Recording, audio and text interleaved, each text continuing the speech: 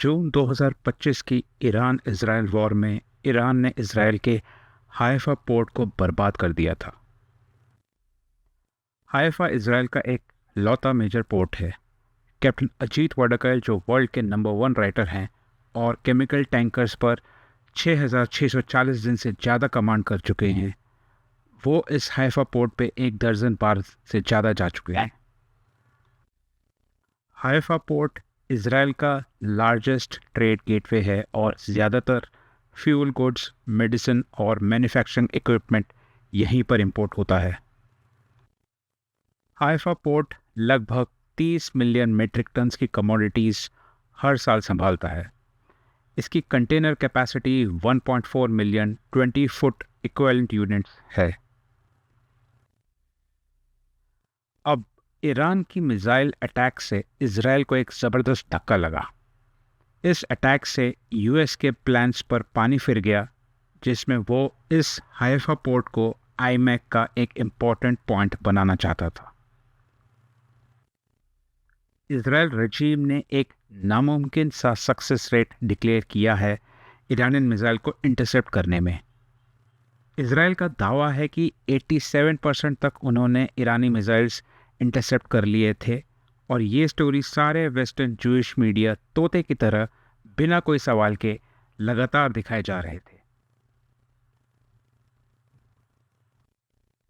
Israeli media वालों ने झूठे स्टेटमेंट्स दिए कि वॉर मिनिस्ट्री के हिसाब से जून 2025 की लड़ाई में 86 ईरानी मिसाइल्स और 99% ड्रोन्स को इंटरसेप्ट कर लिया गया था। उन्होंने कहा कि ये आंकड़ा 12 दिन की लड़ाई का है, जिसमें ईरान ने 532 बैलिस्टिक मिसाइल्स दागे, जिसमें उन्होंने 42 बराजेस टारगेट किए जो पैलेस्टाइन टेरिटरी में पड़ते हैं। इन्हीं सोर्सेज के हिसाब से 300 मिसाइल्स खाली जगह पे गिरे, जबकि 200 मिसाइल्स इजरायली और यूएस एयर डिफेंस ने इंटरसेप्ट कर लिए। जिस सिस्टम को इस बात का श्रेय दिया जा रहा है वो है इजरायल का डेविड स्लिंग, एरो 2 और एरो 3। उसके बाद यूएस का दिया हुआ थार्ड और एचएस सिस्टम। इन सब की कुल कीमत कुछ 1.8 बिलियन डॉलर है। एक बढ़ा चढ़ा के अपनी जीत दिखाने वाला आकलन के हिसाब से इजरायल ने यह दावा किया कि उन्होंने 15 बिलियन डॉलर की प्रॉपर्टी को बचाया और अनगिनत जानें बचाईं। लेकिन सैटेलाइट इमेजेस कुछ और ही बयान करती हैं। नेवतिम एयरबेस एक अहम टारगेट था ईरानी मिसाइल्स का। इसके अलावा तेलनॉफ एयरबेस और मोसाद हेडक्वार्टर्स पर भी मिसाइल्स दागे गए। यहाँ आप इन एयरबेसेस की अटैक से पहले वाली इमेजेस देख सकते हैं।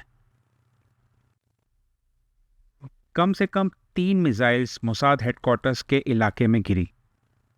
कुल मिला के 45 ईरानी मिसाइल्स ने इजरायली डिफेंस, जिसकी बहुत तारीफ की जाती है, उसे भेजने में कामयाब रहे। ये ईरान का ट्रू प्रॉमिस 2 ऑपरेशन 24 गुना ज़्यादा असरदार था इजरायली ऑफिशियल्स के बयान के मुकाबले।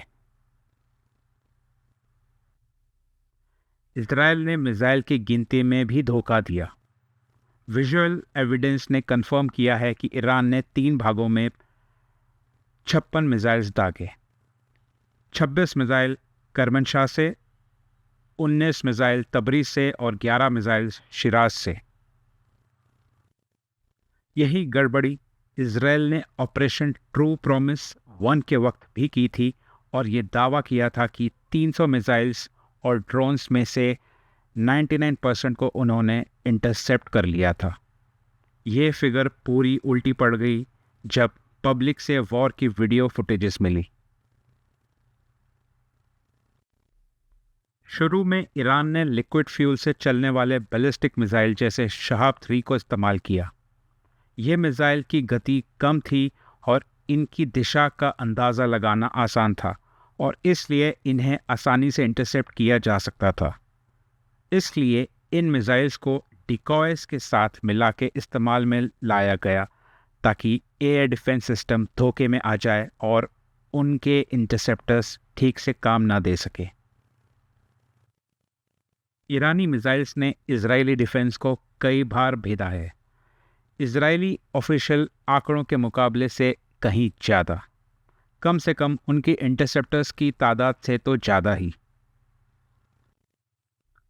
इजराइल का यूएन एम्बेसडर गिलाड एर्डान एक साइकोपैथ है। उसने एक अजीब कहानी बनाई कि इजराइल दरअसल अल अक्सा मस्जिद को ईरानी मिसाइल से बचा रहा था। ये एक साजिश है, ईरान और दूसरे मुस्लिम मुल्कों के बीच में दुश्मनी के बीज बोने की। अब एक बहुत ही बड़ा और धमाकेदार खुलासा। कैप्टन अजीत वड़कैल का कहना है कि प्रॉफेट मोहम्मद ने कभी भी अपनी ज़िंदगी में जेरूसलम को नहीं देखा था। अल अक्सा का जो जिक्र है वो कोंडुगलुर केरला इंडिया की तरफ का है, ना कि अल अक्सा मस्जिद जो जेरूसलम में है। जी हाँ, केरला, जिसे गॉड्स ओन लैंड भी माना जाता है। जी हाँ, ये खुलासा जुडाइज़्म, इस्लाम और क्रिश्चियनिटी को पूरा ऊपर से नीचे तक घुमा के रख देगा। मिराज, मक्का से केरला और केरला से 7वीं एस्ट्रल लेयर तक की यात्रा, ये हुआ था 627 में, ना कि 621 में। प्रॉफेट मोहम्मद ने मक्का नहीं छोड़ा था मिराज की रात को। उस रात को वे फ़कीता, जो अली की बहन है, उनके घर पर सो रहे थे क्योंकि उस वक्त उनकी जान को खतरा था। जेरूसलम में उस वक्त यानी मिराज की रात को कोई मस्जिद नहीं था और ना ही प्रॉफेट मोहम्मद के आखिरी वक्त में था 6032 में। कुरान सूरह 17:1, जिसमें अल अक्सा या बैत अल मक़दिस के बारे में बताया गया है, जो असल में कोंडुगलर शिवा टेम्पल है, जिसे चेरमन पेरुमल मस्जिद बनाया गया था।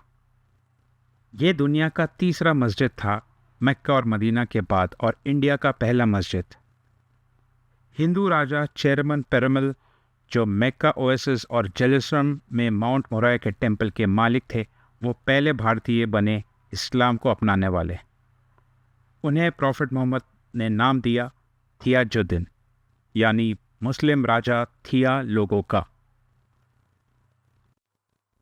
और जानने के लिए कैप्टन अजीत वड़कैल के ब्लॉग पर जाइए। थैंक यू, धन्यवाद।